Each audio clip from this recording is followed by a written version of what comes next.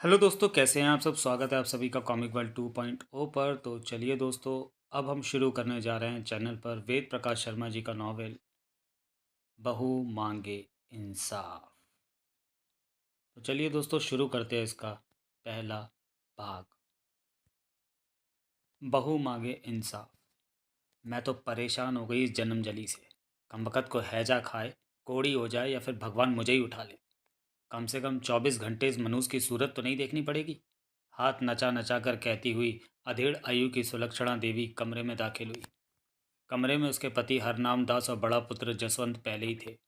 उन्हें देखते ही सुलक्षणा देवी एक पल के लिए ठिठकी, फिर अगले पल उसी अंदाज में भड़क कर चीख पड़ी। तुम दोनों कानों में रुई डाले यहाँ बैठे क्या खुसर फुसर कर रहे हो? मेरा भी किसी को ख्याल है? तुम में से उस कलमुई से मेरा पीछा भी छुड़ा सकता है कि नहीं? अब क्या किया कविता ने? हरनाम दास ने पूछा। आय हाय!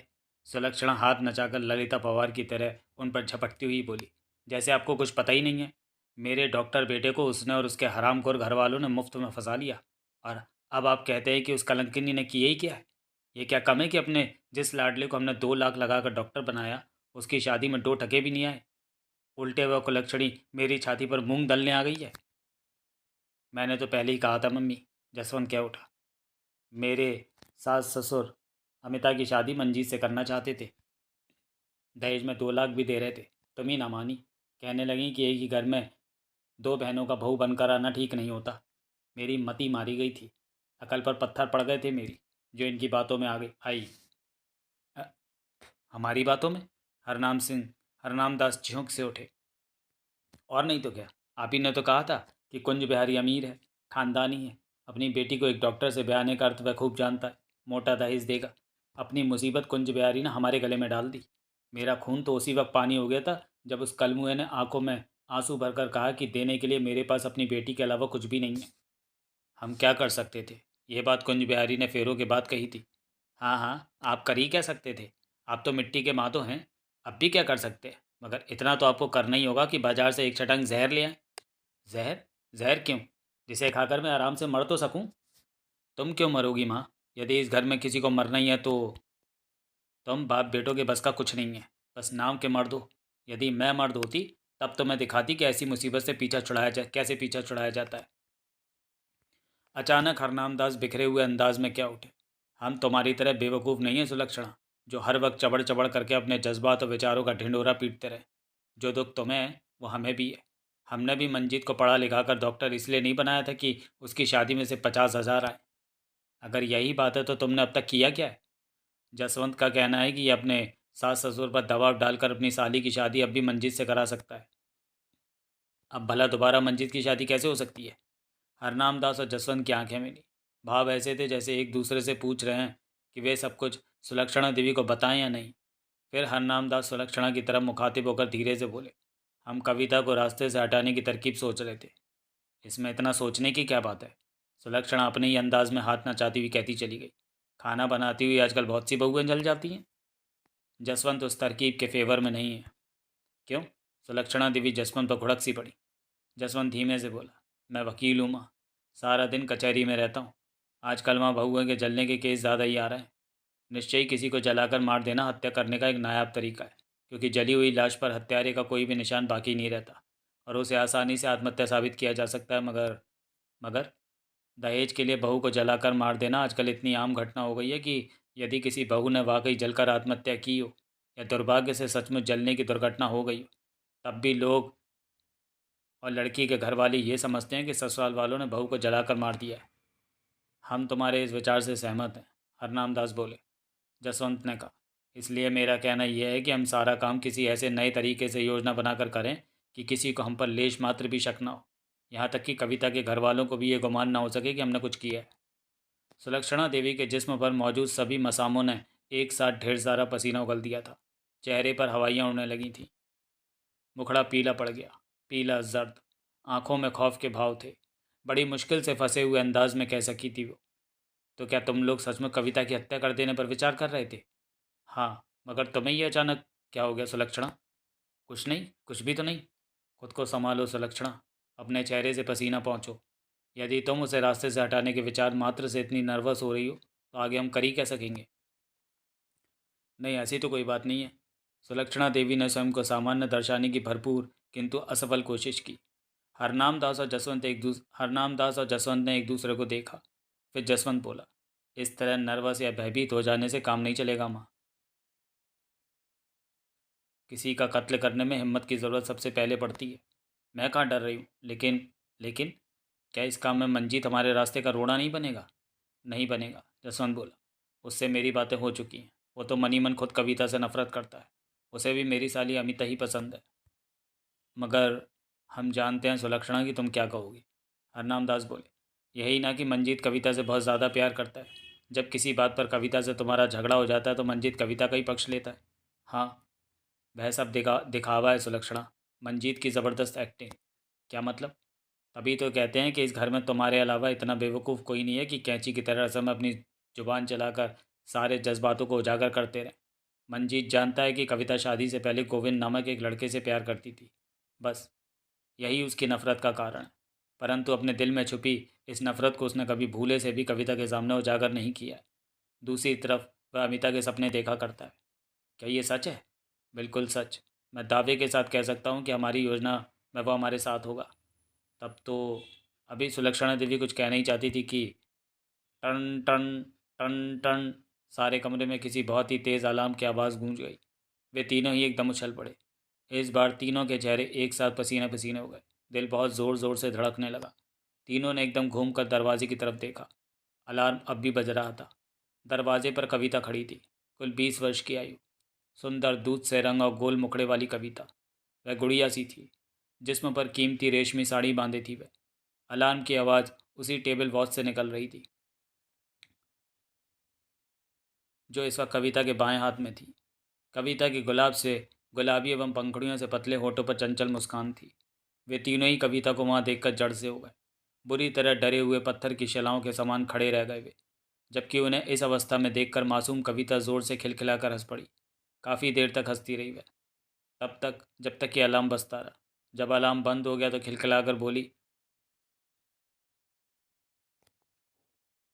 डर गए ना बाबूजी? माँ जी भी डर गई। हा हा हा। जरा जसवंत भैया का चेहरा तो देखो कैसा पीला पड़ गया है। हा हा हा। तीनों की सांसें तक रुकी हुई थी। खिलखिलाकर बच्चों की तरह खुश होती हुई कविता ने कहा, अरे इस तरह क्यों डर गए जसवंत भैया? मैंने कोई बम तो नहीं छोड़ा, सिर्फ अलार्म ही तो बजाया है। और आप बाबूजी, आप भी ऐसे कांप रहे हैं जैसे मैंने अलार्म नहीं बल्कि नगर पालिका वालों ने खतरे का सायरन बजा दिया हो। आपको क्या हो गया माँ जी? आप तो इस तरह पीली पड़ गई हैं जैसे। खामोश। अचानक ही सुलक्षणा देवी हलक फाड़ कर चिल्ला उठी, तू अपनी ये बदतमीजियाँ नहीं छोड़ेगी? कुलच्छणी, इस कमरे में आने के लिए तुझसे किसने कहा था? माँ जी। कविता का चांद सा मुखड़ा मुरझा गया। रामजादी कुल्टा, कलंकनी, तू इस तरह नहीं मानेगी। चीखने के साथ ही सुलक्षणा देवी उसकी तरफ झपटी। अभी ठीक करती हूँ तुझे। अभी वे कविता के नज़दीक पहुंची ही थी कि ठहरो मम्मी। दरवाजे पर मंजीत नजर आया। सुलक्षणा देवी एकदम ठिठक गई।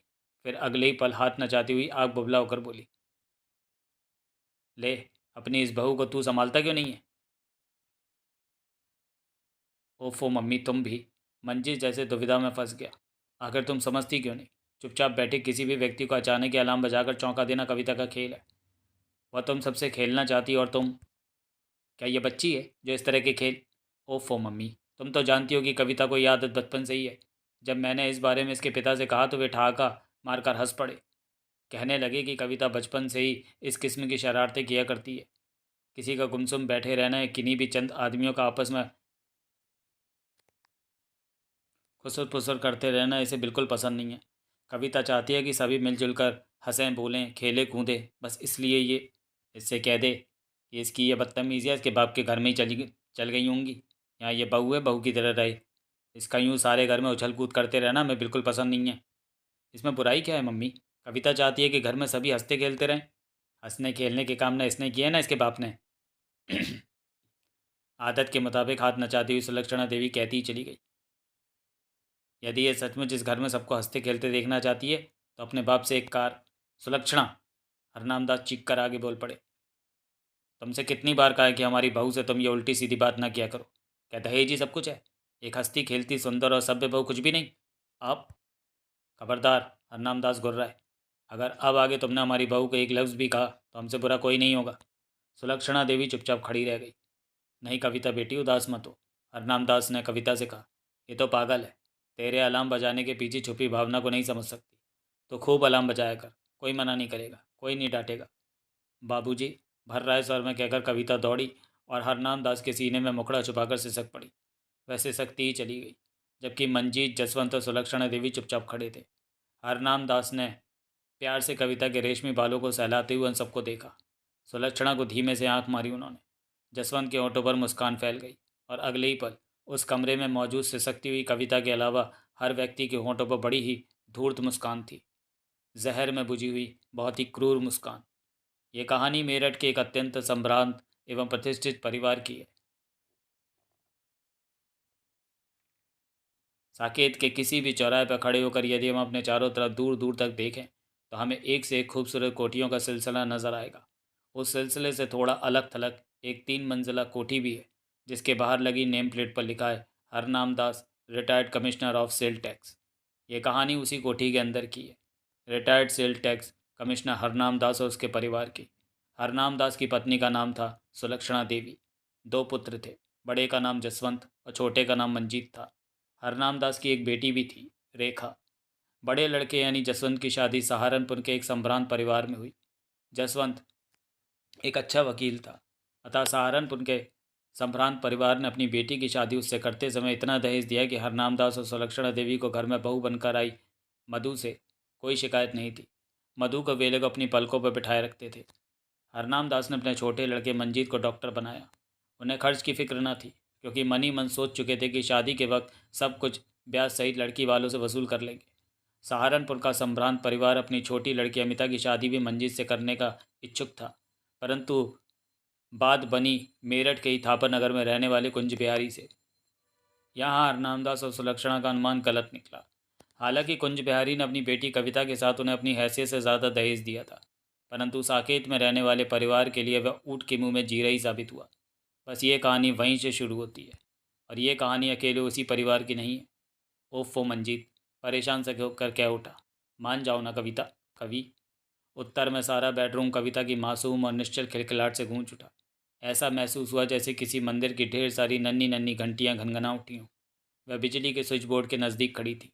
दाएं हाथ का अंगूठा उस स्विच पर चलायमान था, जिसका संबंध इस कमरे में लगे बल्ब से था। हंसने के साथ ही कविता स्विच को रह रहकर ऑन ऑफ कर रही थी। कमरे में रोशनी लपलपा रही थी। एक क्षण के लिए रोशनी, फिर अंधेरा, रोशनी, फिर अंधेरा, रोशनी, अंधेरा। प्लीज़ कभी मान जाओ ना, अब बस भी करो, मंजीत बोला। कविता के मुंह से निकलने वाली खिलखिलाहट कुछ और तेज तथा मधुर हो गई। स्विच को वह निरंतर ऑन ऑफ कर रही थी। बेड की पुष्ट से पीठ टिकाए मंजीत किसी उपन्यास को पढ़ने का प्रयास कर रहा था, जिसमें बार बार लाइट के जलने बुझने से व्यवधान पड़ रहा था। अंत में वह थोड़े गुस्से से चीख पड़ा, वहाँ से हटो कविता। गुड़िया सी कविता कांप उठी। हाथ रुक गया। स्विच ऑन ही रह गया था, इसलिए कमरा प्रकाश से भरा रहा। सैमी सी वह स्विच के पास ही स्थिर खड़ी मंजीत की तरफ देखती रही। हाथ में उपन्यास लिए वह कविता को घूर रहा था। ये तुम क्या बदतमीजी किया करती हो कविता? गुस्से मिश्रित झुंझलाए से अंदाज में मंजीत ने कहा। क्या तुम देख नहीं रही कि मैं पढ़ रहा हूँ? सहमी सी हिरनी के समान कविता खामोश खड़ी रही। एकाएक मंजीत को ख्याल आया कि वह अपने अभिनय के विरुद्ध जा रहा है। ऐसा विचार दिमाग में आते ही उसने उपन्यास एक तरफ रखा, धीरे से उठा और उसके नज़दीक पहुंचकर प्यार से बोला, क्या हुआ कवि, तुम अचानक इतनी गुमसुम क्यों हो गई? कुछ नहीं, कविता ने नज़रें झुका ली। मंजीत ने दोनों हाथों के बीच उसका मुखड़ा लिया और बोला, सॉरी कवि, माफ़ कर दो। तुम्हारे यूं बार बार लाइट जलाने बुझाने पर मुझे गुस्सा आ गया था। कविता ने पलकें उठाकर उसे देखा। बड़ा ही मासूम, बहुत ही भोला अंदाज था उसका। प्यार से लबालब भरे स्वर में पुकारा उसने, जीत। तुम नाराज़ मत हुआ करो। जब तुम्हें मुझ पर गुस्सा आता है तो, मगर तुम अपनी ये गंदी आदत छोड़ क्यों नहीं देती कभी? रात के समय में जब भी उपन्यास पढ़ने बैठता हूँ तुम इसी तरह लाइट ऑन ऑफ करने लगती हो। दीवार पर लगे घंटे की तरफ देखकर मंजीत बोला, 11 बजने वाले हैं। क्या ये उपन्यास पढ़ने का टाइम है? कविता ने उसी भोले अंदाज में पूछा। ओह अच्छा, तो ये बात थी। मंजीत ठहाका सा लगाकर हंस पड़ा। बोला, लेकिन उसके लिए तुम ये अजीब सा तरीका इस्तेमाल क्यों करती हो? सीधी सी बात किया करो ना कि तुम सोने के मूड में हो। कहने के साथ ही मंजीत ने उसे गोद में उठा लिया। वो बेड की तरफ बढ़ा, जबकि कविता ने अपना मुखड़ा मंजीत की गोद में छुपा लिया। वॉल क्लॉक 2 बार टनटनाई। सिर्फ उसी कमरे में नहीं, बल्कि कोठी के चारों तरफ दूर तक नीरवता छाई हुई थी। मंजीत ने सांस रोकी। आहिस्ता से चेहरा उठाकर बगल में सो रही कविता की तरफ देखा। नाइट बल्ब की मध्यम रोशनी में उसका गोल गोरा व मासूम मुखड़ा किसी अबोध बच्चे के मुखड़े जैसा लग रहा था। कमरे में हल्के हल्के खर्राटे गूंज रहे थे। जब मंजीत को यकीन हो गया कि कविता नींद में बेसुध पड़ी है, तब वह धीमे से उठा, सांस रोके पलंग से नीचे उतरा, बहुत ही आहिस्ता से दबे पांव दरवाजे की तरफ बढ़ा, निशब्द चटकनी खोली और बाहर निकल गया। कोई मीठा स्वप्न देखती कविता मुस्कुरा रही थी। गैलरी में पहुंचकर मंजीत ने कमरे का दरवाज़ा बंद कर दिया और फिर तेज़ कदमों के साथ वह हॉल में पहुंचा। वहाँ सोफ़ा सेट और सेंटर टेबल जो हॉल के बीचों बीच रखे रहते थे, इस वक्त बेतरतीब से हॉल की दीवारों के सहारे रखे थे। फर्श पर बिछने वाला कालीन भी एक तरफ पड़ा था। हॉल के बीचों बीच फर्श में एक चौकोर बड़ा सा गड्ढा नजर आ रहा था। मंजीत उसी गड्ढे की तरफ बढ़ा। गड्ढे के समीप पहुंचकर वह एक पल को ठिठका, फिर अगले ही पल बेहिचक उन सीढ़ियों पर उतरता चला गया जो फर्श के नीचे धंसती चली गई थी। निश्चय ही वह किसी तहखाने में उतर रहा था। नीले लाल रंग के किसी बल्ब की मध्यम सी रोशनी नजर आ रही थी। अंतिम सीढ़ी पार करके वह जिस कमरे में पहुंचा वह काफ़ी बड़ा था। बीचों बीच डाइनिंग टेबल के बराबर एक मेज पड़ी थी। उसी मेज के चारों तरफ पड़ी कुर्सियों पर हरनाम दास, सुलक्षणा देवी, जसवंत और रेखा बैठे थे। वो मेज की तरफ बढ़ ही रहा था कि जसवंत ने पूछा, इतनी देर कैसे हो गई मंजीत? क्या करता, वो जाग रही थी। कहने के साथ ही मंजीत एक खाली कुर्सी पर बैठ गया। लाल रंग के मध्यम प्रकाश में वे सभी चेहरे बड़े रहस्यमय और भयानक से लग रहे थे। सुलक्षणा देवी और रेखा थोड़ी डरी सी महसूस हो रही थी। मंजीत के चेहरे पर उलझन के भाव थे, जबकि जसवंत और हरनामदास के चेहरे सपाट थे। स्थिर सी आंखों से वह मंजीत को ही देख रहे थे। कमरे में छाई खामोशी जब मंजीत को बहुत ज़्यादा चुभने लगी तो बोला, आज रात हम सब लोग यहाँ क्यों इकट्ठे हुए हैं? क्या तुम अब भी नहीं समझे? हरनामदास ने बड़ा अजीब सा सवाल किया। नहीं डैडी। खुद को नियंत्रित करने की भरपूर कोशिश करता हुआ मंजीत बोला, मुझसे तो जसवंत भैया ने सिर्फ इतना कहा था कि रात के इस वक्त वहाँ यहाँ पहुँच जाऊँ।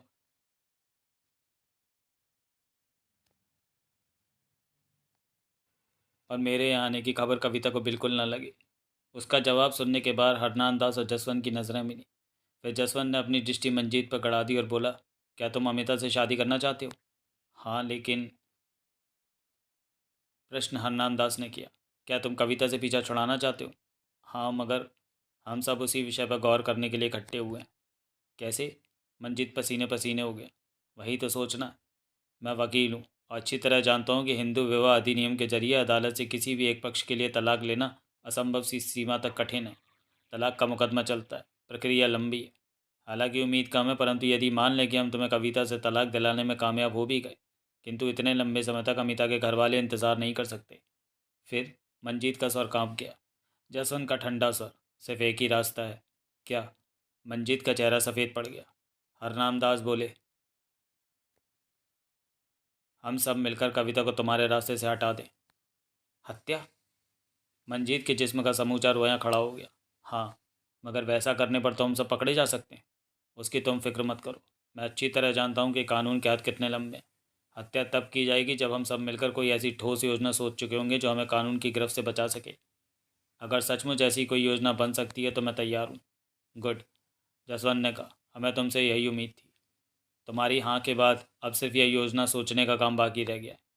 जसवंत के वाक्य के बाद कमरे में पुनः खामोशी छा गई। कोई कुछ नहीं बोला। शायद बोलने के लिए किसी के पास कुछ चढ़ा ही नहीं था। जसवंत जाने क्या सोच रहा था। फिर अचानक मौन उसी ने भंग किया। ये गोविंद का क्या चक्कर है मंजीत? मैंने आपको बताया तो था। मैं फिर सुनना चाहता हूँ। सुहाग रात में खुद कविता ने ही मुझे गोविंद के बारे में बताया था। उसने कहा था कि गोविंद शास्त्री नगर में रहता है और मेरठ कॉलेज में कविता के साथ ही पढ़ता था। वह कविता से प्यार करता था, किंतु कविता उसे लिफ्ट नहीं देती थी। परंतु शादी के कुछ ही दिन पहले कविता को भी जाने क्या हुआ कि उसने गोविंद को गोविंद के एक पत्र का जवाब दे दिया। उसके बाद तो गोविंद ने कविता पर प्रेम पत्रों की बौछार सी कर दी। कविता ने स्वयं स्वीकार किया कि अंतिम पत्रों में उसने खुद गोविंद का प्यार स्वीकार कर लिया था। ओह! जसवंत के होठ सीटी बजाने वाले अंदाज में सिकुड़ गए। बोला, लेकिन ये बात समझ में नहीं आई कि सुहागरात को अपनी ये कमज़ोरी कविता ने तुम्हें खुद ही क्यों बता दी? इसका जवाब मैं दे सकती हूँ, रेखा बोल पड़ी। तुम? जसवंत के साथ सभी ने उसकी तरफ देखा। हाँ, रेखा ने कहा, ऐसी लड़कियाँ जो शादी से पहले किसी से प्यार करती हैं, मन में ये डर लगा रहता है कि कहीं पति को किसी अन्य माध्यम से उसकी करतूतों का पता न लग जाए। वे जानती हैं कि यदि पति को पता लग गया तो उनका दाम्पत्य जीवन बिखर जाएगा। पति उससे नफरत करने लगेगा। उसी संभावित खतरे से बचने के लिए ऐसी लड़कियां अक्सर सुहागरात में सब कुछ अपने हक में बताकर पति की सहानुभूति का पात्र बन जाती हैं। पति से अपने किए के प्रति क्षमा याचना कर लेती हैं। उस वक्त पति सुहागरात के नशे में होता है, अतः अक्सर पत्नी को माफ़ कर देता है। ऐसा ही मंजीत भैया ने भी किया होगा। क्यों मंजीत? हरनाम दास ने पूछा। हाँ, कहकर मंजीत ने गर्दन झुका ली। जसवंत ने पुनः पूछा, खैर ये बताओ मंजीत कि वह गोविंद के साथ कहाँ तक निकल गई थी? उनका प्यार सिर्फ पत्रों तक सीमित रहा। ऐसा तुम कैसे कह सकते हो? स्वयं कविता ने ही बताया था। वह कलमुई झूठ बोलती होगी। सुलक्षणा देवी बेफर उठी। हरनाम दास बोले, हमारा भी यही ख्याल है, मगर कविता ने मुझे गोविंद के सारे पत्र दिखाए थे। लगभग हर एक में गोविंद की तरफ से मिलने का अनुरोध किया गया था। एक पत्र ऐसा भी नहीं था जिससे यह इल्म होता है कि उनकी प्रेम कहानी पत्रों से आगे बढ़ी थी। इन बातों से स्पष्ट होता है कि कविता एक अत्यंत ही चालाक लड़की है। जिस बात को सुनकर तुम भविष्य में आग बबूला हो सकते थे, वह सब कुछ सुहागरात को ही अपने पक्ष में बताकर उसने तुम्हारी सहानुभूति अर्जित कर ली। अब तो ऐसा ही लगता है। खैर, क्या अब भी गोविंद और कविता में किसी स्तर पर संबंध स्थापित है? मेरे ख्याल से नहीं। यदि वाकई ऐसा है तो वह हमारे हक में नहीं है। उनका संबंध स्थापित होना ही हमारे हक में है। यदि ऐसा नहीं है तो हमें उनका संबंध स्थापित करना पड़ेगा। मैं समझा नहीं। मैं समझा रहा हूँ। कहते समय जसवंत के होठों पर बड़ी रहस्यमयी मुस्कान उभरी थी। एक जबरदस्त योजना का हल्का सा खाका मेरे दिमाग में भी बन रहा है। कैसी योजना? वो मैं बाद में बताऊंगा, लेकिन सबसे पहला ज़रूरी काम मधु को सहारनपुर भेजना है। हरनाम दास ने पूछा। मधु को सहारनपुर भेजने से योजना का क्या संबंध? किसी भी योजना को कार्यान्वित करने के लिए सबसे पहले मधु को सहारनपुर भेजना ज़रूरी है, क्योंकि जिस तरह कविता इस घर की बहू है, उसी तरह मधु भी बहू है। और वह ये भी सोच सकती है कि आज यदि कविता के विरुद्ध किया जा रहा है तो कल। तुम ठीक कह रहे हो जसवंत, उसे सहारनपुर भेजना ही ठीक है। वैसे भी काफ़ी दिन से मधु के माता पिता उसे बुला रहे हैं। उनकी बात भी रह जाएगी और हमारा काम भी बन जाएगा। मंजीत ने पूछा, लेकिन ये तो पता लगे जसवंत भैया कि तुम्हारी योजना क्या है। जसवंत उन्हें योजना समझाने लगा। वे सभी ध्यान से सुन रहे थे। पूरी योजना समझने के बाद उन सभी की आंखें हैरत से फैल गई। उन्हें लग रहा था कि वे सफल हो गए। डाइनिंग टेबल पर बैठा सारा परिवार लंच ले रहा था। काफ़ी देर से उनके बीच खामोशी विराजमान थी। रह रहकर हरनाम दास, सुलक्षणा देवी, जसवंत, मंजीत और रेखा की दृष्टि मधु के समीप कविता की तरफ उठ जाती। दिमाग में एकाएक ही विचार उठता कि वे लोग उसकी हत्या करने वाले हैं। दिल बड़ी ज़ोर ज़ोर से धड़क उठते। सुलक्षणा देवी और रेखा के चेहरे कई बार पसीने से नहा चुके थे। इस विचार मात्र से ही मंजीत को अपने हाथ पैर ठंडे से पड़ते महसूस देते थे। वह कविता के बिल्कुल समीप वाली कुर्सी पर बैठा था। संभालने की लाख चेष्टाओं के बावजूद भी वह खुद को संभाल नहीं पा रहा था, जबकि उन सभी के मनोभावों से अनभिज्ञ मधु और कविता लंच ले रही थी। मेज पर 4 डोंगों में 4 सब्जियां मौजूद थीं, परंतु कविता केवल एक ही सब्जी खा रही थी, बैगन का भुर्ता। भुर्ते से भरा डोंगा उसने अपने सामने रख लिया था। एकाएक मधु ने कहा, अरे कविता। हाँ दीदी। कविता का हाथ रुक गया। तुम तो केवल एक ही सब्जी खा रही हो, ज़रा आलू दम भी चक्कर देखो, बहुत अच्छे बने। कविता किसी अबोध बालक की तरह खिलखिला उठी। बोली, आप तो जानती हैं दीदी कि मुझे बैगन का भरता बहुत पसंद है, और जब भरता बना हो तो मेरा ध्यान किसी दूसरी सब्जी की तरफ नहीं जाता। कमाल है।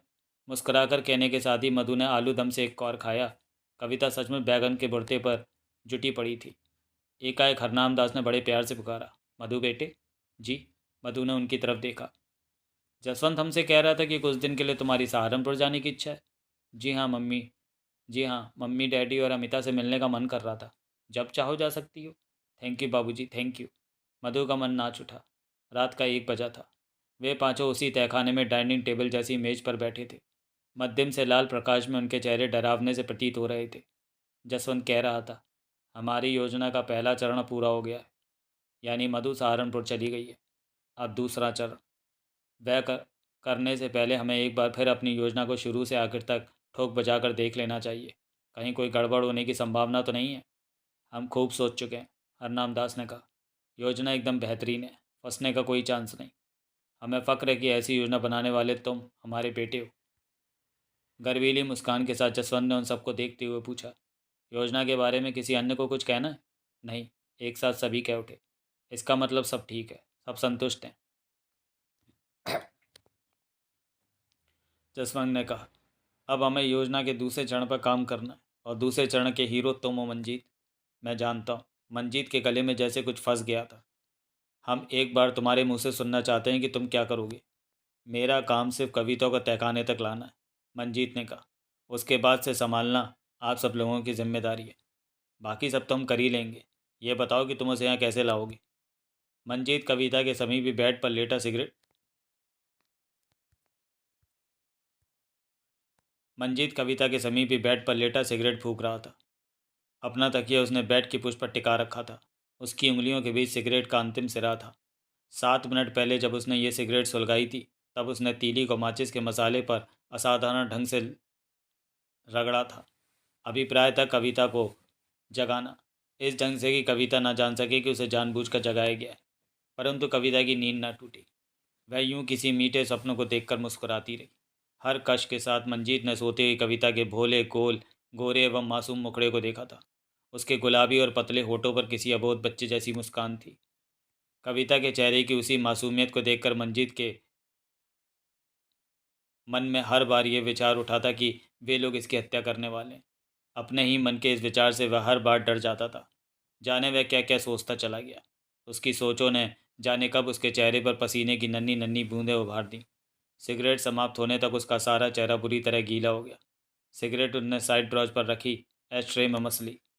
एक नज़र सोती हुई कविता को देखा। दिल यूं धड़क रहा था जैसे पसलियों को तोड़कर बाहर निकल आएगा।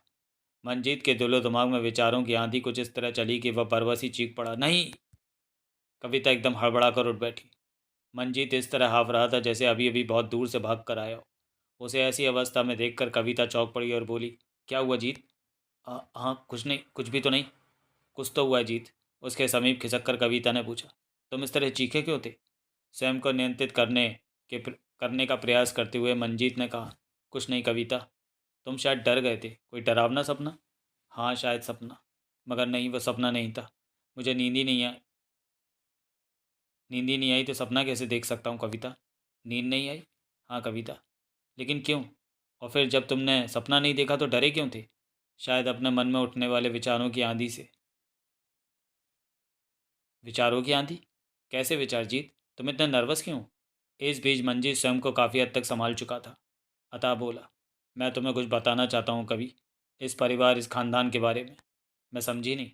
बहुत पहले हमारे दादा ने घृणित अपराध किया था। वह अपराध अभिशाप बनकर हमारे खानदान का पीछा आज तक कर रहा है। कविता ने चकित स्वर में पूछा, कैसा अपराध? उसके अंश आज भी इस कोठी के नीचे तहखाने में दबे पड़े हैं। उनके बारे में या तो डैडी जानते हैं या बड़े भैया और मैं। उस अपराध के बारे में परिवार की औरतों को बताना निषेध है। डैडी या भैया में से किसी ने भी अपनी पत्नी को कुछ नहीं बता रखा है। उन्होंने मुझे भी सख्त हिदायत दी है कि कहा है कि उस बारे में तुमसे कभी कुछ ना कहूँ। लेकिन मैं तुमसे बहुत प्यार करता हूँ कवि। कोई भी बात मैं तुमसे छुपा कर नहीं रख सकता। समझ में नहीं आता क्या करूँ। इसी उलझन की वजह से मुझे नींद नहीं आई। ऐसी क्या बात है जीत, मुझे बताओ। नहीं, मैं नहीं बता सकता। क्यों नहीं बताओगी जीत? मैं तुम्हें इस तरह अकेले नहीं घुटने दूंगी। तुम्हारा हर दुख सुख बांटने ही तो मैं यहाँ आई हूँ। मंजीत देखता रह गया उसे। कैसे प्यारे भाव थे कविता के मुखड़े पर। आंखों में उसका दर्द बांट लेने की ज़बरदस्त लालसा सी थी। वह जिसका कत्ल कर देने के लिए झूठ बोल रहा था। मंजीत के भीतर एक हुक सी उठी। दिल चाहा कि चीख पड़े, जोर जोर से कहे कि नहीं, वह अपनी कविता का कत्ल नहीं कर सकता। परंतु ऐसा उसने कहा नहीं, सिर्फ सोच कर ही रह गया। कविता ने बड़े प्यार से पूछा, क्या सोचने लगे जीत, बोलते क्यों नहीं? मंजीत धीमे से चौंका। कौन से अपराध अपराध की बात कर रहे थे? मैं बताना नहीं चाहता, लेकिन तुम्हें बिना बताए चैन भी तो नहीं मिल रहा है कभी। खैर, एक शर्त पर बता सकता हूँ। तुम्हें वादा करना होगा कभी किसी को नहीं कहोगी कि इस बारे में तुम्हें कभी नहीं कहूँगी जीत, वादा करती हूँ। तो आओ। मंजीत खड़ा हो गया। कहाँ? मेरे साथ उस तहखाने में जहाँ हमारे दादा द्वारा किए गए जुर्म के अंश मौजूद हैं। वे अंश देख कर ही कोई ठीक से जान सकता है कि हमारे दादा ने कितना घृणित अपराध किया था। चलो। कहने के साथ ही कविता उठ खड़ी हुई। फिर वे चोरों की तरह दबे भाव कमरे से बाहर निकले। मंजीत के हाथ पांव ठंडे से पड़ रहे थे। बहुत ही ज़्यादा नर्वस हो रहा था वह। शायद इसलिए क्योंकि वह अपनी प्यारी पत्नी को कत्ल करवाने जा रहा था। कविता के दिलो दिमाग में कोई घबराहट नहीं थी। होती भी क्यों? वो बेचारी ये कहाँ जानती थी कि तहखाने में उसे कत्ल करने के लिए ले जाया जा रहा है। वह मंजीत के साथ चलती रही, अपनी जीवन नैया के मांझी के साथ। उसके पैरों में पड़ी घुंघरुओं वाली पाजेब छम छम करके बज रही थी। चकित नज़रों से मंजीत की कार्रवाई को देखती हुई वह तहखाने में पहुंच गई। उस वक्त मासूम कविता के कंठ से बड़ी ज़बरदस्त चीख उभरी थी। जिस वक्त तहखाने में छुपे दरिंदे उस पर झपटे मंजीत पीला पड़ गया था। अगला दृश्य। युवा police inspector M.G. Kharbanda 6.5 foot लंबा, हष्टपुष्ट एवं गठे हुए शरीर का मालिक था। उसके होंठ बेहद पतले थे। ऐसा महसूस होता था जैसे वह हमेशा अपने जबड़ों को सख्ती से पीछे रखता हो। चेहरा चौड़ा, सपाट एवं कठोर, आंखें छोटी परंतु हमेशा अजीब से अंदाज में चमकती रहने वाली। खरबंदा एक बहुत ही चालाक, मुस्तैद एवं कर्तव्यनिष्ठ इंस्पेक्टर था। जिस वक्त वॉल क्लॉक रात के 10 बजने का संकेत दे रही थी, उस वक्त खरबंदा अपने ऑफिस में बैठा किसी फाइल का अध्ययन कर रहा था। एकाएक ही बाहर की तरफ से उभरने वाली टायरों की चरमराहट ने उसका ध्यान भंग किया। बाहर ज़बरदस्त सर्दी पड़ रही थी। खरबंदा खाकी जर्सी पहने कुर्सी पर बैठा था। यह सोचता हुआ वह उत्सुकता के साथ दरवाजे की तरफ देखने लगा कि ऐसी सर्दी में रात के इस वक्त कौन आया होगा। आगंतुकों को देखते हुए चौंक पड़ा, क्योंकि वह साकेत के सम्मानित नागरिक हरनाम दास से परिचित था। हरनाम दास, जसवंत और मंजीत लंबे कदमों के साथ लपकते से उसकी मेज के समीप पहुंचे। खरबंदा की छोटी किंतु चमकदार आंखों ने भाप लिया कि उसके सामने खड़े तीनों व्यक्तियों में से एक भी इस वक्त अपनी सामान्य अवस्था में नहीं है। तीनों के चेहरों पर हवाइयाँ सी उड़ रही थीं। हरनाम दास जी, आप इस वक्त यहाँ? खरबंदा ने पूछा। हाँ खरबंदा, मजबूरी है। हरनाम दास ने अपनी उखड़ी हुई सांस को नियंत्रित करने की कोशिश करते हुए कहा। बात ही कुछ ऐसी हो गई है। ऐसा क्या हो गया? कुछ मत पूछो, बस ये समझो कि हमारी इज्जत खाक में मिल गई है। मैं समझा नहीं। हमारी छोटी बहू अचानक ही घर से गायब हो गई है। हरनाम दास का यह वाक्य सुनते ही खरबंदा के जिस्म को एक झटका सा लगा। चेहरा खुरदुरा सा हो गया। छोटी और चमकदार आंखों में अजीब सी कठोरता उभर आई। सामने खड़े हरनाम दास जसवंत और मंजीत को घूरता हुआ बोला, बैठिए। जसवंत के चेहरे पर सख्त सर्दी के बावजूद पसीना उभर आया। बेचारे मंजीत की तो टांगें ही कांपने लगी थीं। खरबंदा के चेहरे पर मौजूद सख्ती और उसके घूरने के अंदाज ने उन तीनों को हिलाकर रख दिया था। हरनाम दास बैठ गए। आपकी बहू कब से लापता है? 8 बजे से। और रिपोर्ट आप अब लिखवा रहे हैं? खरबंदा ने वॉल क्लॉक की तरफ देखते हुए कहा। 2 घंटे तो उसे तलाश करने में ही गुजर गए। आपने उसे कहाँ तलाश किया? शहर की सड़कों पर, उसके घर? उसके घर से मतलब? उसके पिता के घर पर। वे थापर नगर में रहते हैं। कुंज बिहारी। बहू का नाम कविता है। पहले तो सोचा कि बात पुलिस तक ना पहुँचे। हमें हमारी इज्जत खाक में मिलने का डर था, इसलिए बहू को शहर की सड़कों और उसके पीहर में खुद ही तलाश किया। लाख भटकने के बाद भी जब उसका कहीं पता न लगा तो मजबूरन हमें यहाँ आना पड़ा है। तुमसे भी हमारी यही रिक्वेस्ट है खरबंदा की, ये खबर ज़्यादा ना फैलने पाए और प्रेस को तो इसकी भनक भी ना लगे। यदि ऐसा हो गया तो अखबार हमारी। खरबंदा ने उनकी बात बीच में ही काट कर प्रश्न किया। आपको कैसे पता लगा कि कविता घर छोड़ गई है? उसका पत्र। पत्र? ये कहने के साथ ही हरनाम दास ने एक पत्र निकालकर मेज़ पर रख दिया। खरबंदा ने एक नज़र तीनों को घूरा, पत्र उठाया, खोला और पढ़ा। पत्र में चंद पंक्तियाँ लिखी थीं। तुम तो जानते हो मंजीत की माँ जी कम दहेज लाने के कारण मुझे हमेशा डांटती रहती हैं। हर समय डांटते और अपमानित करते रहना ही जैसे उनका एकमात्र काम रह गया है। बाकी सब लोग मुझे प्यार करते हैं, तुम भी, मगर सिर्फ तुम्हारे प्यार के सहारे मैं माँ जी द्वारा लगातार किया जा रहा अपमान नहीं सह सकती। अतः तुम्हारा घर छोड़कर जा रही हूँ। तुम्हारी कविता। इस पत्र को पढ़कर खरबंदा का चेहरा कुछ और कठोर हो गया। अभी उसने चेहरा ऊपर उठाया ही था कि हरनाम दास बोले, इस पत्र को पढ़कर हमें पता लगा कि कविता घर से चली गई है। उन्हें घूरते हुए खरबंदा ने कहा, यदि आप जैसे पढ़े लिखे, संभ्रांत और विकसित व्यक्ति के घर में भी बहू को कम दहेज लाने के लिए प्रताड़ित किया जाता था। ये बात नहीं है खरबंदा। इस पत्र की मौजूदगी में भी आप ऐसा कह सकते हैं? खरबंदा का सख्त सर। बेशक, हरनाम दास ने दृढ़तापूर्वक कहा, वह बात बिल्कुल नहीं है जो तुम सोच रहे हो। मुमकिन है कि सुलक्षणा थोड़ा बहुत कुछ कह देती हो, परंतु घर में किसी सदस्य ने कभी ऐसा नहीं कहा। उल्टे हम सुलक्षणा को ही डांटते रहते थे। वैसे सुलक्षणा की तरफ से भी प्रताड़ित करने जैसी कोई बात नहीं थी। सास बहू में इतने मतभेद तो होते ही हैं। हम दावे के साथ कह सकते हैं कि वे मतभेद इतने नहीं थे जिनके लिए कविता को घर छोड़ना पड़ा। ये पत्र, मुमकिन है कि कविता ने घर किसी दूसरी वजह से छोड़ा हो, और इस पत्र में दूसरी वजह, आपके ख्याल से ऐसी दूसरी वजह क्या हो सकती है? कोई भी वजह हो सकती है, हम नहीं जानते। यदि कोई वजह होगी तो उसका पता भी मैं जल्दी लगा लूँगा। खरबंदा ने बड़े ही सख्त अंदाज में उन्हें घूरते हुए कहा, फिलहाल आप ये बताइए कि आज रात 8 बजे से पहले कविता और आपके परिवार के किसी सदस्य के बीच कोई झगड़ा हुआ था या नहीं? नहीं। ऐसा आप इतने विश्वास के साथ कैसे कह सकते हैं? क्योंकि हम स्वयं घर में मौजूद थे।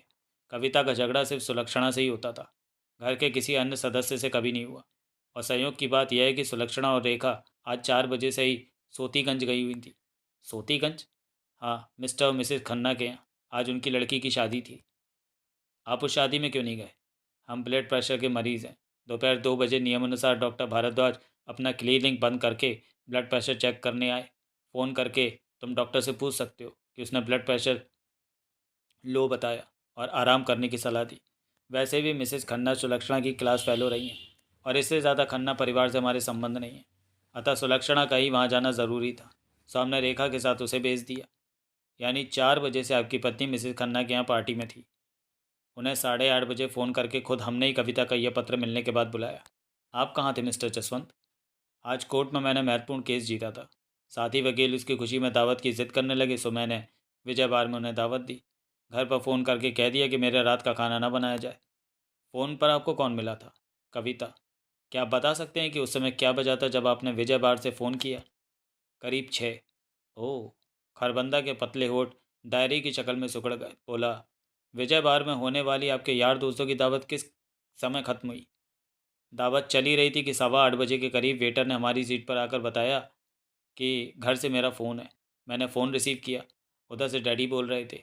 ये थोड़े घबराए हुए थे। इन्होंने कहा कि मैं तुरंत घर पहुंचूं। मैंने वजह पूछी, किंतु तब तक डैडी ने रिसीवर रख दिया था। उसके बाद डैडी के बात करने के ढंग से मुझे लगा था कि कोई दुर्घटना घट गई है। सो दावत वहीं ख़त्म करके मैं दोस्तों से विदा लेकर घर पहुंचा। वहाँ आपको पता लगा कि कविता भाग गई है। जी हाँ। यानी जब कविता घर से गई तब आप भी घर में नहीं थे। खरबंदा का लहजा व्यंग्यात्मक था। जी हाँ। आप दावत में शामिल मेरे यार दोस्तों और विजय बार के मैनेजर से मालूम कर सकते हैं। वो तो करेंगी। खैर आप कहिए मिस्टर मंजीत। मेरा ख्याल है कि उस वक्त आप भी घर पर नहीं होंगे। जी हाँ, मैं 7:45 तक अपने क्लिनिक पर था। आपका क्लिनिक कहाँ है और कब बंद होता है? मेरा क्लिनिक ब्रह्मपुरी में है और 7:30 बजे बंद होता है। 15 मिनट कंपाउंडर को क्लिनिक बंद करने में लग जाते हैं। अतः मैं वहाँ से अपने स्कूटर पर करीब 7:45 बजे घर के लिए रवाना होता हूँ। 8 बजे के करीब घर पहुँच जाता हूँ। आज घर पहुँचने पर मैं कविता को कमरे में अपनी प्रतीक्षा करते न पाकर चौंका। उसे आवाज़ दी, परंतु कविता कहीं होती तो बोलती भी। मेरी आवाज़ सुनकर डैडी भी अपने कमरे से निकल आए। हम दोनों कोठी में कविता को कहीं भी मौजूद न पाकर चकित रह गए। तब तकिए के नीचे ये पत्र मिला। पत्र को पढ़ते ही हम बौखला गए। पहले डैडी ने विजय बार फ़ोन किया, उसके बाद खन्ना अंकल के यहाँ। यह झूठ है, सरासर गलत। ये बाप बेटे पुलिस को मनगढ़ंत कहानी सुनाकर गुमराह करने की कोशिश कर रहे हैं। एक गरजदार और जोश में भरी आवाज़ ने उन सबको चौंका दिया। सभी ने एक झटके से पलटकर ऑफिस के दरवाजे की तरफ देखा। शक्ल सूरत से ही गुंडा नजर आने वाला एक युवक गुस्से में तमतमाया सा मेज़ की तरफ लपका। लड़के के जिस्म पर जीन की एक चुस्त पैंट, गर्म जर्सी और गले में मफलर था। उसके बाल लंबे थे। गुस्से की अधिकता के कारण आंखें जलती हुई महसूस दे रही थीं। उसके पीछे एक अंधेड़ आयु का व्यक्ति भी था। खरबंदा ने युवक को घूरते हुए पूछा, कौन हो तुम? ये मेरा लड़का है इंस्पेक्टर साहब। युवक से पहले अंधेड़ आयु का व्यक्ति बोला, मेरा नाम कुंज बिहारी है और मैं अभागी कविता का पिता हूँ। ओह! खरबंदा के मस्तिष्क पर बल पड़ गए। बोला, कहिए, आपको क्या कहना है? युवक किसी ज्वालामुखी के समान भड़क उठा। आप इन्हें छोड़िए नहीं इंस्पेक्टर साहब। यह बाप बेटे, इनका सारा परिवार मिलकर नाटक कर रहा है। इन्होंने मेरी बहन को मार डाला है। बकवास बंद करो विजय। हरनामदास गुर्राए। हरामजादे। चीखने के साथ ही विजय ने झपट कर दोनों हाथों से हरनामदास का गिरेबान पकड़ लिया और उसे बुरी तरह झंझोड़ता हुआ पागलों की तरह चिल्लाया, मैं तुम्हें जिंदा नहीं छोड़ूंगा। यदि मेरी बहन को कुछ हो गया तो एक एक का खून पी जाऊंगा। अगर कविता नहीं मिली तो चीर फाड़ कर तुम्हारी लाशें चौराहे पर डाल दूंगा। बोलो कविता कहाँ है, वरना। मिस्टर विजय, कठोर स्वर में चीखता हुआ खरबंदा एक झटके से खड़ा हो गया। भभकते चेहरे और देखती आंखों वाले विजय ने खरबंदा की तरफ देखा। गुस्से में बुरी तरह उफन रहा था वह। जबकि जसवंत ने कहा, आपने देखा इसे? इसका नाम रणविजय, पक्का गुंडा, थापर नगर के गुंडों की टोली का सरदार है। शरीफ आदमियों को परेशान करना, बिना पैसे दिए किसी भी दुकानदार की चीज़ उठा लाना और आती जाती लड़कियों पर फिक्रे कसना ही इसका और इसके गुंडे दोस्तों का काम है। मैं तुझे। गुर्राने के साथ ही हरनामदास को छोड़कर विजय चीते की तरह जसवंत पर झपटा, किंतु उसे बीच में कुंज बिहारी ने पकड़ लिया। बोले, रुको विजय, ये बेवकूफ़ी इतना जोश भी ठीक नहीं बेटे। ये कमीना कुत्ता मुझे गुंडा कहता है। विजय भड़का। जसवंत ने शांत स्वर में कहा, आप देख रहे हैं इंस्पेक्टर साहब। खरबंदा ने दिलचस्प निगाहों से यह सारा दृश्य देखा था। अपनी दृष्टि उसने उफनते हुए विजय पर गड़ा दी थी और रौबीले स्वर में बोला,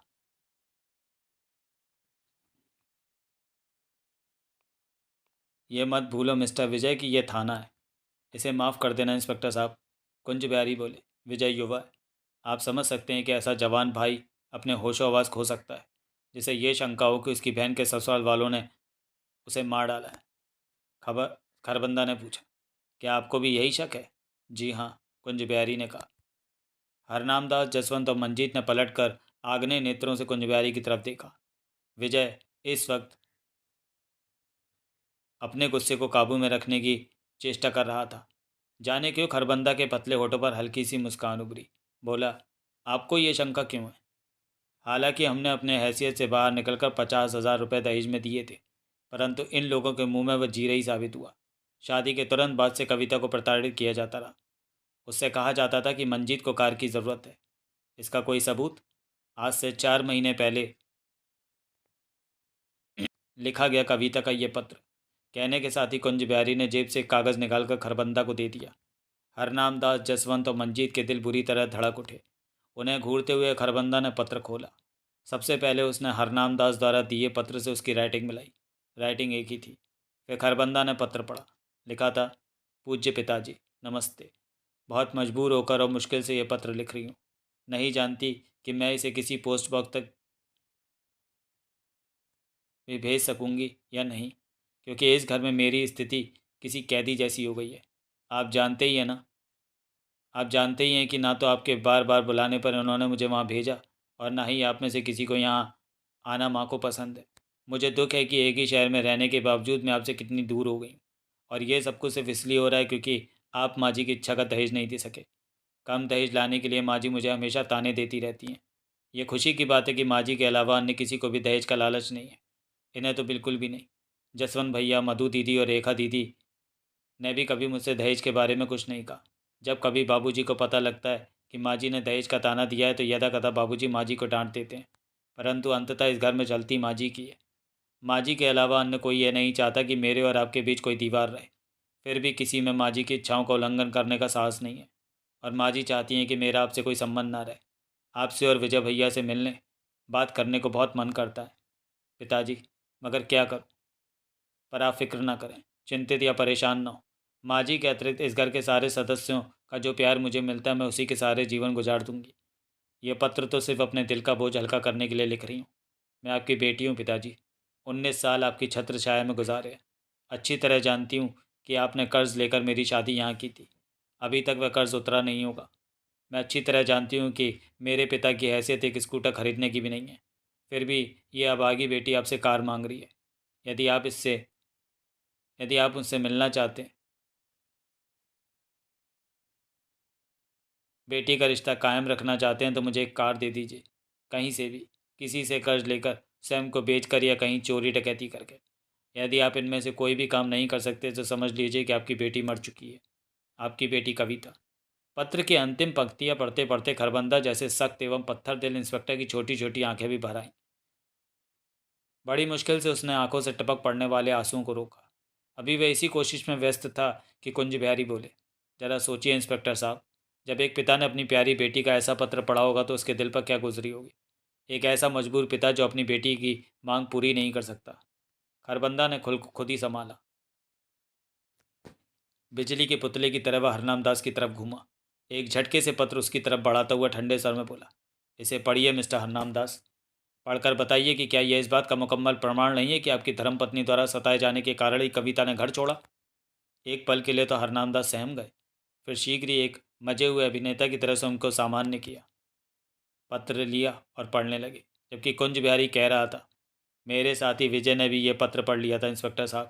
उसी दिन के बाद से मेरा भोला भाला विजय शहर के गुंडे, आवारा और बदमाश कहलाए जाने वाले लड़कों में बैठने लगा। मैं तो वह सब नहीं कर सकता था जो कविता ने लिखा था, परंतु विजय ज़रूर वह सब करने निकल पड़ा। छोटी मोटी चोरियां भी इसने की, किंतु पकड़ा गया, जेल भी काट आया। अपनी बहन को काट देने के लिए ये किसी लंबे दांव की ताक में था। उस दांव तक पहुंचने से पहले ही आज का दिन आ गया। आपने सुना इंस्पेक्टर? जसवंत क्या उठा। खुद बाप के मुंह से बेटे की प्रशंसा सुनी आपने? बेटा किसी लंबे दांव की घात में था। खरबंदा ने जहरीले सर में कहा, आपको कार देने के लिए। जसवंत सक पका गया। क्या लिखा है इसमें? एकाएक पूरा पत्र पढ़ने के बाद हरनाम दास ने कहा। खरबंदा का व्यंग सस्वर। आपको उसमें कुछ मिला ही नहीं? इसमें है ही क्या? काश यही पत्र आपकी रेखा ने आपको लिखा होता। अपनी हद से आगे मत बढ़ो इंस्पेक्टर। एकाएक हरनाम दास का लहजा कठोर हो गया। इसमें ऐसा कुछ भी नहीं है जिससे यह प्रमाणित होता है कि हमने बहू को मार डाला है। इसमें उसके घर से गायब होने की वजह तो लिखी है। हम उससे भी सहमत नहीं हैं।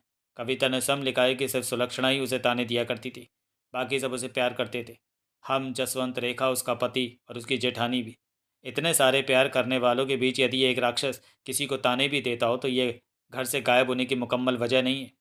और फिर सिर्फ ताने देना तो कोई जुर्म नहीं।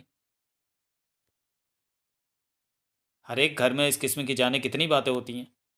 ये झूठ बोल रहे हैं इंस्पेक्टर, कुंज बिहारी ने कहा। हमें नहीं लगता कि कविता अब जीवित है। उसे मार डाला गया होगा। उसके गायब होने की रिपोर्ट लिखाना एक चाल है, एक साजिश, कविता की हत्या से बचने का एक षड्यंत्र। हरनाम दास ने कुंज बिहारी को घूर कर देखा। खरबंदा कुंज बिहारी से कह रहा था, आपको अपना आरोप मुझे लिखित रूप से देना होगा। मैं तैयार हूँ। हरनाम दास कह उठे, इनसे पहले थाने में हम आए इंस्पेक्टर, अतः पहले तुम्हें हमारी तरफ से रिपोर्ट दर्ज करनी होगी। हम रिपोर्ट लिखवाने आए कि 8 बजे से कविता घर से गायब है। ओके, खरबंदा बोला। पहले आपकी रिपोर्ट, उसके बाद मिस्टर कुंज बिहारी का आरोप, और उसके बाद शुरू होगी मेरी तफ्तीश। मैं अपनी तफ्तीश आपके घर से शुरू करना चाहूँगा मिस्टर हरनाम दास, कविता के उस कमरे से जिसमें से आपको उसका अंतिम पत्र मिला। कहिए, क्या आपको इसमें कोई आपत्ति हो सकती है? ओके। खरबंदा अपनी कुर्सी पर बैठ गया। खरबंदा ने अपनी पूरी योग्यता से पैनी दृष्टि के साथ कमरे की जांच की, तलाशी ली, छोटी से छोटी चीज़ को हर कोण से देखा, परखा, परंतु ऐसा कोई सूत्र नहीं मिला जिसके आधार पर वह कोई धारा या आगे बढ़ने का रास्ता निर्धारित कर सके। अभी वह निराशाजनक अंदाज में गर्दन हिला ही रहा था कि हरनाम दास ने कहा, कुछ मिला इंस्पेक्टर? खरबंदा घूमा। जाने क्यों उसे ऐसा लगा था कि हरनाम दास ने उससे प्रश्न नहीं किया बल्कि व्यंग कसा है। अभी वह कुछ बोला भी ना था। हरनाम दास ने पुनः कहा, कोई ऐसा सबूत जिसके आधार पर तुम हमें और हमारे परिवार को हत्या के जुर्म में फंसा सको? अभी नहीं। उनके व्यंग को समझकर खरबंदा ने अजीब से अंदाज में कहा। फिर उसने उस कमरे में मौजूद एक एक चेहरे को देखा। कमरे में इस वक्त हरनाम दास के अतिरिक्त सुलक्षणा देवी, जसवंत, मंजीत, रेखा, कुंज बिहारी, विजय और वे चारों पुलिसमैन थे जो उसके साथ आए थे। एकाएक उसने अपनी दृष्टि सुलक्षणा पर स्थिर कर दी। सुलक्षणा की रीढ़ की हड्डी में एक ठंडी सी लहर दौड़ गई। क्या आप अपनी बहू से कार मांगा करती थीं? हाँ, मगर तुम्हें सुलक्षणा को इस तरह परेशान और आतंकित करने का कोई हक नहीं है इंस्पेक्टर। हरनाम दास बीच में टपक पड़े। हम कह चुके हैं कि सुलक्षणा और कविता के संबंधों का कविता के घर से गायब होने से कोई ताल्लुक नहीं है। वह सोचना या पता लगाना मेरा काम है मिस्टर हरनाम दास। इस बार खरबंदा का लहजा भी कठोर हो गया। फिर भी क्या मैं पूछ सकता हूँ कि इतने बड़े घर में क्या एक भी नौकर नहीं है? 4 नौकर हैं। 3-5 बजे ही छुट्टी करके चले जाते हैं। चौथा? वो यहीं रहता है, बंसी, हमारा पुराना नौकर। इस दुनिया में उसका अपना कोई नहीं है। इस परिवार के दूसरे सदस्यों की तरह ही वह यहाँ रहता है। मैं उससे मिलना चाहता हूँ। ज़रूर, हल्की सी मुस्कुराहट के साथ कहने के बाद हरनाम दास ने बंसी को आवाज़ दी। कंधे पर अंगोछा डाले अंधेड़ आयु के एक नौकर ने कमरे में प्रवेश किया। इंस्पेक्टर साहब तुमसे कुछ बातें करना चाहते हैं। बंसी का चेहरा पीला पड़ गया। हाथ जोड़कर बोला, कहिए हुजूर। मुझे इससे अकेले में बात करनी है, खरबंदा ने कहा। अतः सभी लोगों से रिक्वेस्ट है कि वे इस कमरे से बाहर निकल जाएं। ऐसा ही हुआ। यहाँ तक कि पुलिस वाले भी बाहर निकल गए। कमरे में से बंसी और खरबंदा रह गए। खरबंदा दरवाजे की तरफ बढ़ा और जब दरवाज़ा बोल्ट करने के बाद वह घूमा तब बंसी का सारा शरीर सूखे पत्ते की तरह कांप रहा था। खरबंदा ने उसे ध्यान से देखा, बोला, तुम इस तरह डर क्यों रहे हो बंसी?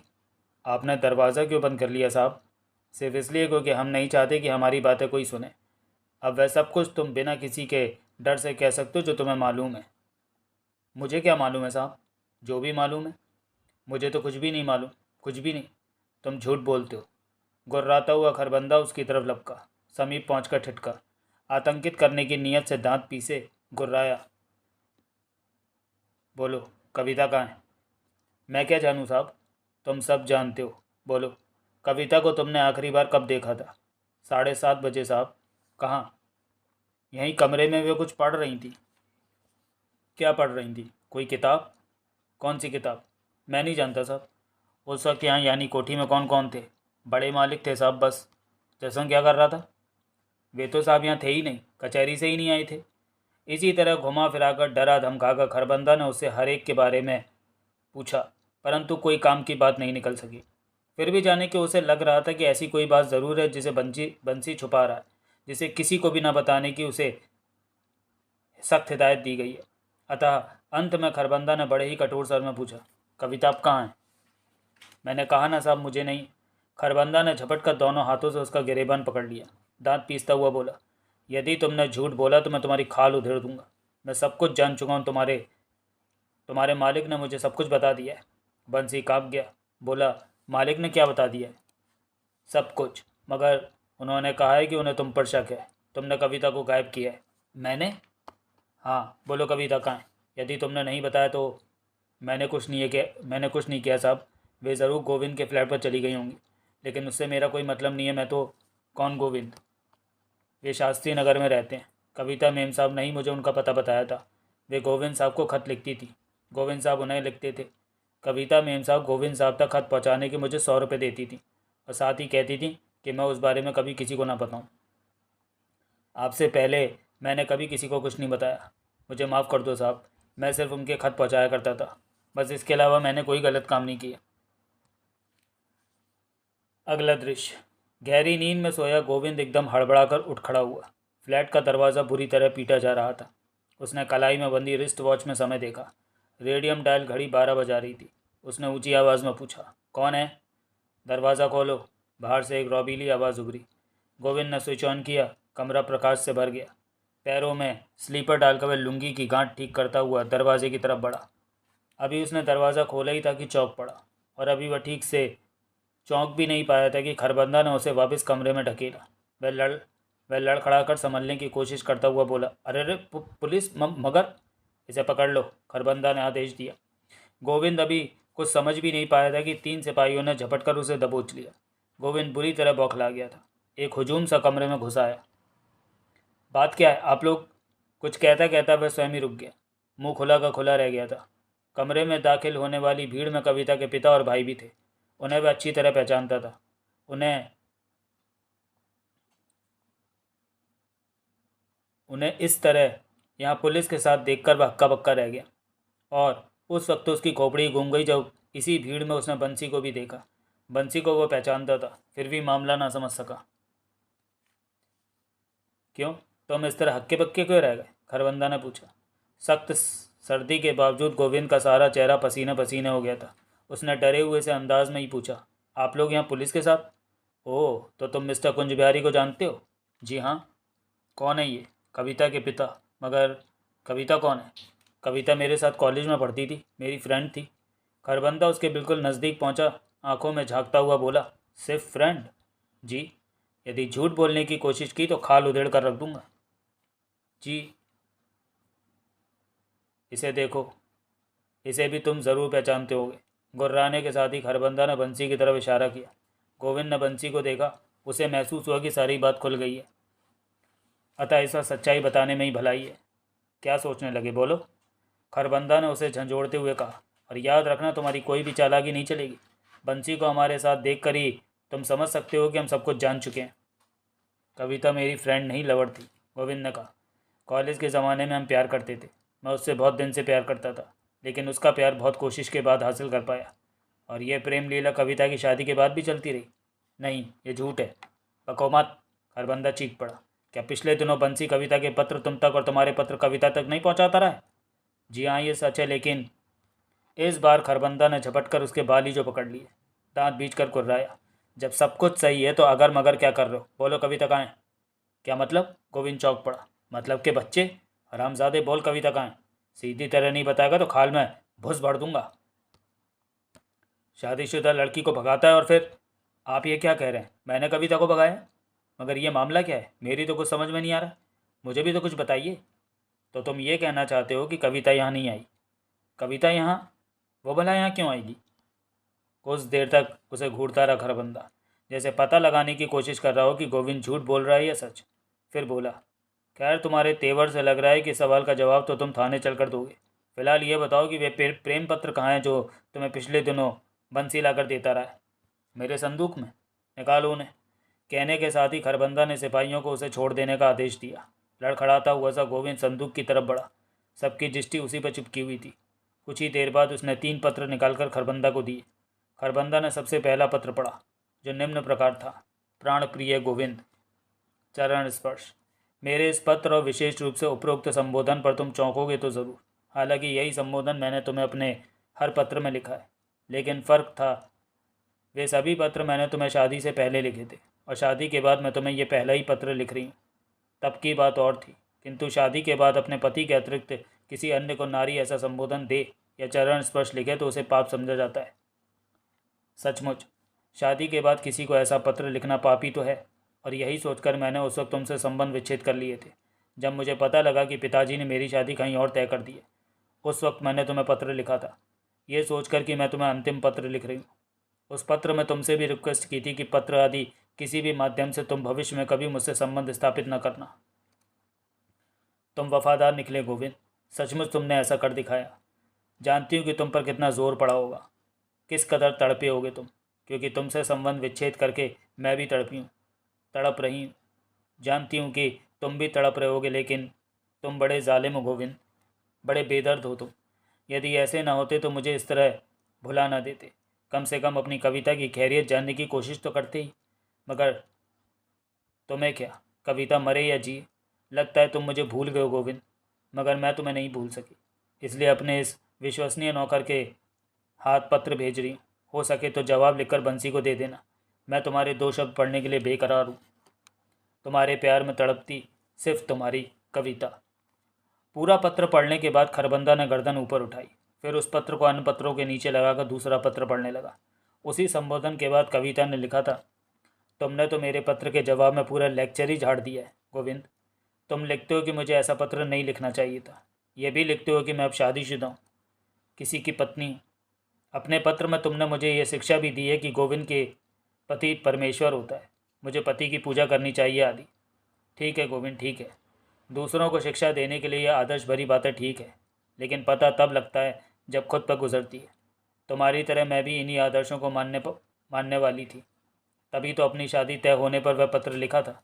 परंतु वे सारे सपने बिखर गए गोविंद, कुछ भी तो नहीं रहा। तुम यकीन करो या ना करो, लेकिन ये मेरी ससुराल नहीं है, पिंजरा है। पिंजरा, एक सोने के पिंजरे में बंद कर दिया गया मुझे। एक जालिम घराने में भेजकर मेरे पंख काट दिए गए। मुझे तुमसे ऐसी उम्मीद नहीं थी गोविंद। क्या तुम भी मेरी व्यथा नहीं समझोगे? इतने निर्दयी तो ना बनो। एक तुम ही से तो मुझे ढेर सारी उम्मीदें हैं। मुझे किसी भी तरह इस पिंजरे से निकाल लो, वरना तुम्हारी कसम गोविंद, मैं आत्महत्या कर लूँगी। इस पिंजरे से सिर टकरा टकरा कर मर जाऊँगी, तुम्हारे जवाब के इंतज़ार में, सिर्फ तुम्हारी कविता। पढ़ने के बाद खरबंदा के होठों पर तात्मक सी मुस्कान दौड़ गई। उसने तीसरा पत्र पढ़ा। उसी संबोधन के बाद लिखा था, तुमने मेरे पत्र पर आश्चर्य व्यक्त किया है। लिखा है कि तुम्हें मुझसे इतना नीचे गिर जाने की उम्मीद नहीं थी। शायद ठीक ही है, मैं बहुत नीचे गिर गई, लेकिन क्या करूं, तुम्हारे प्यार में तुम्हारे लिए दीवानी जो हूँ। तुमने लिखा है कि यदि मेरी ससुराल पिंजरा है तो अब इस पिंजरे में कैद रहना ही मेरी नियति है। मगर मैं ये नहीं मानती गोविंद कि मुझे तुमसे प्यार है। तुम्हारे बिना मैं नहीं रह सकती। जल्दी ही ये पिंजरा तोड़कर तुम्हारे पास आऊँगी। तुमने अपना लिया मुझे तो सारे जहाँ की खुशियाँ मिल जाएंगी। यदि अपने आदर्शों पर अड़े रहे और मुझे ना अपनाया तो किसी रेल की पटरी पर लेटकर किसी कुएं या नदी में कूदकर मर जाना इस पिंजरे में कैद रहने से मेरी नज़र में ज़्यादा अच्छा है। हमेशा से तुम्हारी कविता। यह अंतिम पत्र पढ़कर जब खरबंदा ने चेहरा ऊपर उठाया तब उसके चेहरे पर हर तरफ कविता के लिए नफरत ही नफरत थी। यह पत्र कविता के कैरेक्टर की खुली किताब थे। साथ ही इन पत्रों से गोविंद के कैरेक्टर की भी पूरी झलक मिलती थी। जब खरबंदा ने गोविंद की तरफ देखा तो जाने क्यों उसे गोविंद पर रहम सा आया। फिर भी उसने अपने पुलिसिया अंदाज में सख्त स्वर में पूछा, कविता का इसके बाद का पत्र कहाँ है? ये उसका अंतिम पत्र था। इसके जवाब में तुमने क्या लिखा? मैंने कुछ लिखने की ज़रूरत महसूस नहीं की। जितना मैं उसे समझा सकता था अपने पहले 2 पत्रों में समझा चुका था। सो पत्र के जवाब में मैंने बंसी से कहा कि ये कविता से सिर्फ इतना कह दे कि इस पत्र को पढ़कर साहब बहुत नाराज़ हुए। पत्र का जवाब देने से इनकार किया है, कहा है कि वह भी भविष्य में मुझे पत्र ना लिखे। क्यों बंसी? जी साहब, गोविंद साहब ने यही कहा था। खरबंदा ने पूछा। तो क्या तुमने वहाँ जाकर कविता से यही कह दिया? जी हाँ साहब। सुनकर वो क्या बोली? कुछ भी नहीं साहब, बस गुमसुम हो गई। बहुत देर तक पता नहीं क्या सोचती रहीं। वे कुछ परेशान सी हो गई थी। फिर मुझे 100 का नोट देकर बोली कि मैं जाऊँ। ये कब की बात है? कल की साहब। ओह। कहने के साथ ही खरबंदा के होठ डायरी की शक्ल में सिकुड़ गए। गोविंद से मुखातिब होकर बोले, तो ये तीसरा यानी अंतिम पत्र तुम्हें कल ही मिला था? जी हाँ। और आज कविता पिंजरा तोड़कर यहाँ आ गई? यहाँ? आप ये कैसी बातें कर रहे हैं? कविता ने इस पत्र में लिखा ज़रूर है, लेकिन कविता यहाँ आई नहीं। देखो गोविंद, हमने वे पत्र नहीं पढ़े हैं जो इन पत्रों के जवाब में तुमने कविता को लिखे होंगे। फिर भी इन्हीं पत्रों से तुम्हारा करैक्टर स्पष्ट है। तुम बेदाग हो। प्यार करना गुनाह नहीं, प्यार में बहकना गुनाह है। पत्र जाहिर करते हैं कि कविता बहकी। तुमने उसे संभालने की पूरी कोशिश की। तुमने कोई जुर्म नहीं किया। हाँ, यदि अब झूठ बोल रहे हो तो जुर्म ज़रूर कर रहे हो। मैं समझ नहीं पा रहा हूँ कि आप क्या कह रहे हैं। तुम कविता से सच्चा प्यार करती हो। यदि वह यहाँ आकर तुमसे कहे कि वह अपने ससुराल में बहुत दुखी और तुम्हारे कदमों में गिरकर तुम्हारा साथ और संरक्षण मांगे तो तुम्हारा पिघल जाना स्वाभाविक ही है। यदि तुमने उसे अपना संरक्षण दिया है तब भी कोई अपराध नहीं किया। मगर अब तुम्हें बता देना चाहिए कि तुमने उसे कहाँ रखा है, क्योंकि हमारे आने पर भी यदि तुम उसे छुपाए रखोगे तो मुजरिम बन जाओगे। मेरी समझ में नहीं आता कि आप मेरी बात पर यकीन क्यों नहीं कर रहे हैं। यह भी हो सकता है वह यहाँ आई और तुमने अपने करैक्टर के मुताबिक उसे समझा बुझाकर पुनः ससुराल भेज दिया। तुम्हारे समझाने को वो तुम्हारी बेवफाई समझेगी। अपने मन में सोच लेगी कि तुम उसे अपनाने से इनकार कर रहे हो। ज़रा सोचो, ऐसी स्थिति में वह ससुराल नहीं लौटेगी गोविंद, बल्कि आत्महत्या कर लेगी। यदि ऐसा हुआ है तो भी बता दो, ताकि तेज़ी से उसकी तलाश की जा सके और उसे आत्महत्या करने से पहले रोका जा सके। आप कमाल कर रहे हैं। जब मैं कह रहा हूँ कि वह यहाँ आई नहीं, तुम झूठ बोल रहे हो, और हमें दुख है कि बिना वजह ही झूठ बोलकर तुम मुजरिम बन रहे हो। वो घर से भागी है। पत्र से जाहिर है कि वे सीधी यहीं आई है। वो यहाँ नहीं आई, गोविंद ने दृढ़तापूर्वक कहा। खरबंदा उस खूबसूरत युवक के चेहरे को देखता रह गया। कई पल तक जाने क्या सोचता रहा। फिर अचानक ही उसके दिमाग में एक विचार आया। बोला, आप सब लोग इस कमरे से बाहर जाइए। मैं अकेले में इस कमरे की तलाशी लेना चाहता हूँ। सबके बाहर निकलने पर खरबंदा ने दरवाज़ा अंदर से बंद कर लिया। घूमा। बड़ी ही पैनी दृष्टि से उसने कमरे की दीवारों और फर्श को घूरा। कमरे में मौजूद वस्तुओं को देखा। आगे बढ़ा। फर्श पर दृष्टि टिकाए वह सारे कमरे में चहलकदमी सी करने लगा। दरअसल वह स्वयं नहीं जानता था कि उसे किस चीज़ की तलाश है। फिर भी वह खोजबीन में जुटा रहा। और उस वक्त खरबंदा की छोटी छोटी आंखें बुरी तरह चमक उठी जब उसकी नज़र एक बिछुए पर पड़ी। खरबंदा तेजी से नीचे बैठा। दृष्टि चांदी के उसी बिछुए पर थी, उस पर जो निश्चय ही किसी शादीशुदा स्त्री के पैर की किसी उंगली का था। खरबंदा ने उसे उठाने के लिए एकदम हाथ नहीं बढ़ाया, बल्कि पहले ये देखा कि बिछुआ कहाँ किस अवस्था में पड़ा है। 10 मिनट बाद जब वह कमरे से बाहर निकला तब उसके चेहरे पर हर तरफ तेज़ी तेज था। वैसा ही तेज जो किसी भी व्यक्ति के चेहरे पर तब उभरता है जबकि उसने किसी पेचीदा काट को खोल लिया। गोविंद सही सभी उसके चेहरे को देख रहे थे। खरबंदा का एक हाथ जेब में था। वह सीधा जसवंत के समीप पहुंचा। जेब से बिछुआ निकालकर उसे दिखाता हुआ बोला, क्या तुम इसे पहचानते हो? नहीं, जसवंत ने बिछुए को देखते हुए कहा। परंतु इस बीच मंजीत चीख पड़ा था, ये तो कविता का बिछुआ है। सब ने चौंक कर उसकी तरफ देखा। खरबंदा के होंठों पर बड़ी ही जानदार मुस्कुराहट दौड़ गई। वह मंजीत की तरफ बढ़ता हुआ बोला, क्या तुम इसे पहचानते हो? जी हाँ, ये कविता का बिछुआ है। मगर तुम्हारे बड़े भाई तो कह रहे हैं कि वे इसे नहीं पहचानते। मैं नहीं कह सकता। मुमकिन है कि भैया ने कविता के पैर की उंगली में पड़े बिछुए की तरफ कोई ध्यान ही न दिया हो, परंतु मैं विश्वासपूर्वक कह सकता हूँ कि यह बिछुआ कविता का ही है। लेकिन ये आपको कहाँ से मिला? खरबंदा गोविंद की तरफ घूमा। गोविंद का चेहरा निचड़े हुए कपड़े सा लग रहा था। मैं तुम्हें उस वक्त तक नहीं छोड़ूंगा गोविंद, जब तक कि तुम सच्चाई नहीं उगल दोगे। कहने के साथ ही उसने एक ज़ोरदार घूंसा गोविंद के चेहरे पर जड़ दिया। गोविंद के कंठ से एक ज़ोरदार चीख निकली। इस चीख के साथ ही वह एक बार फिर बेहोश हो गया। एक झटका सा देकर खरबंदा ने उसके बाल छोड़ दिए। जेब से रुमाल निकालकर चेहरे पर उभर आए पसीने को साफ किया। समीप ही एक कांस्टेबल खड़ा था, जिसने मौका मिलते ही अपना वाक्य दोहराया, इंस्पेक्टर बत्रा आपसे मिलने आए हैं सर। कहाँ हैं? आपके ऑफिस में। तुम यहीं रहो, इसके होश में आते ही हमें खबर करना। कहने के बाद वह दरवाज़ा खुलकर कमरे से बाहर निकल गया। गैलरी में से गुजरते वक्त उसने अपनी कलाई में बंधी रिस्ट वॉच में समय देखा। सुबह के 7 बज रहे थे। ऑफिस में दाखिल होते ही वहाँ बैठे इंस्पेक्टर बत्रा ने खड़े होकर उसका स्वागत किया। हाथ मिलाने के बाद खरबंदा ने उसे बैठने के लिए कहा और सैम भी अपनी कुर्सी पर बैठ गया। बैठते हुए बत्रा ने पूछा, किस चक्कर में उलझे हुए हो? खरबंदा स्वयं ये महसूस कर रहा था कि उसे इस केस की वारदातों पर अपने किसी बुद्धिमान साथी से विचार विमर्श करने की ज़रूरत है। इसलिए संक्षेप में उसने सारी वारदात बत्रा को बता दी। बोला, रात 1 बजे से मैंने गोविंद को टॉर्चर पर बैठा रखा है। लगातार कोशिश की जा रही है कि वह ये स्वीकार कर ले कि कविता वहाँ आई थी, परंतु हर बार उसका एक जवाब है, ये कि कविता उसके फ्लैट पर नहीं आई। फिर वह बिछुआ, ये बिछुआ ही तो इस बात का प्रमाण है कि गोविंद झूठ बोल रहा है। इसका मतलब ये है कि तुमने अभी तक साले की तबीयत से मरम्मत नहीं की है, बत्रा ने कहा। मार के आगे भूत भी नाचते हैं।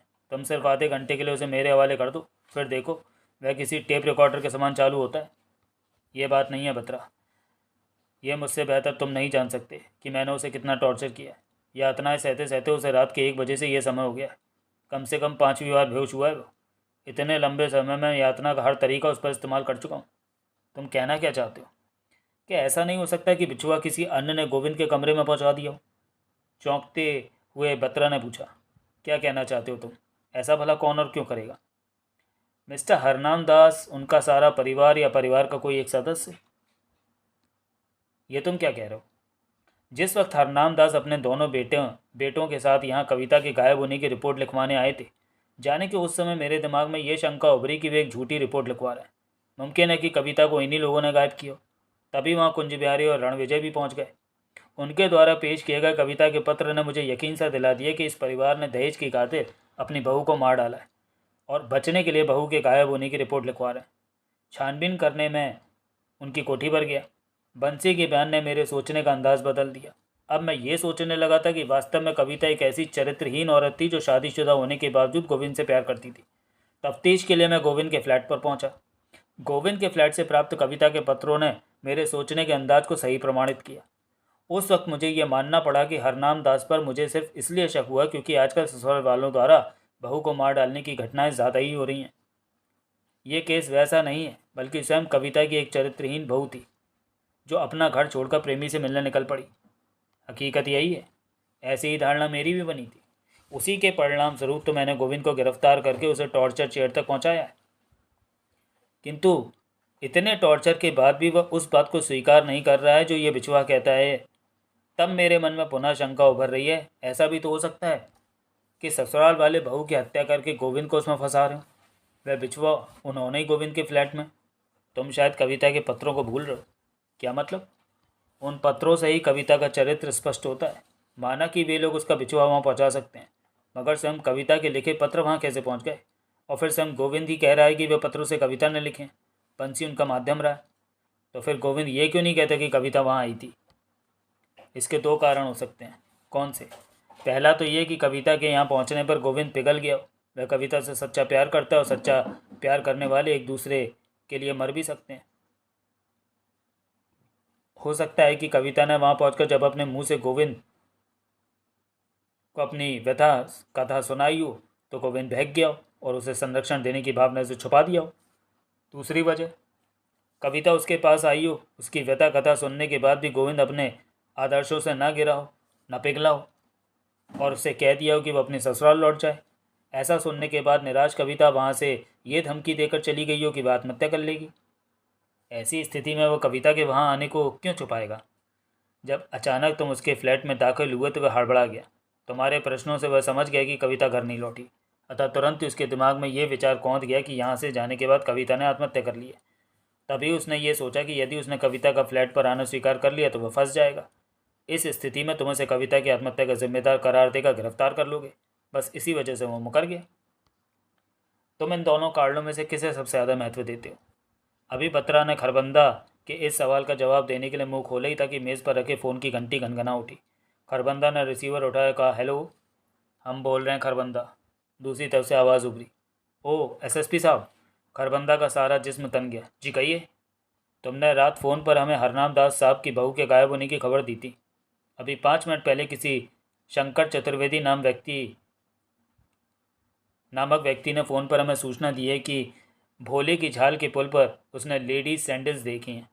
फ़ोन पर उसने ये भी बताया कि पुल की दीवार पर किसी ने कोयले से ऐसे शब्द लिखे हैं जैसे आत्महत्या करने वाला भावुक व्यक्ति अक्सर लिख देता है। ओह, तुम फ़ौरन वहाँ पहुँचो। संभव है कि वे सैंडल्स कविता की ही हों। हम सब भी वहाँ पहुँच रहे हैं। तुम अपने साथ हरनाम दास और उनके परिवार को भी लेते आना। जो हुक्म सर। दूसरी तरफ से रिसीवर रख दिया गया। खरबंदा के कान में किर्र किर्र की आवाज़ गूंजने लगी, किंतु काफ़ी देर तक वह किम कर्तव्य विमूढ़ सा बैठा जाने क्या सोचता रहा।